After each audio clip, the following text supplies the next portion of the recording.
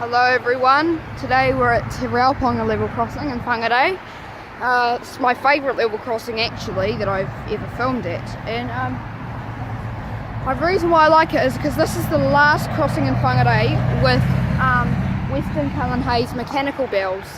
And yeah, so with this crossing we've got 2 Western Cullen Hayes mechanical bells and 1 Western Cullen E-bell over there, 2 Western Cullen Hayes barriers, and we have, how many is that?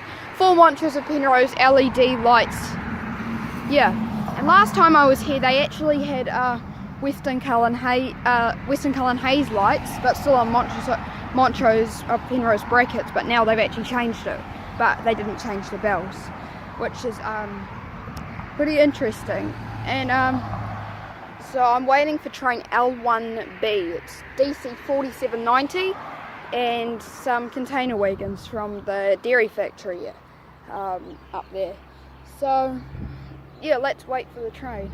Also, shout out to Lifton Rail Photography, as he's been wanting me to film this crossing again for a long time, as I haven't filmed here since January 2020 with DC 4951.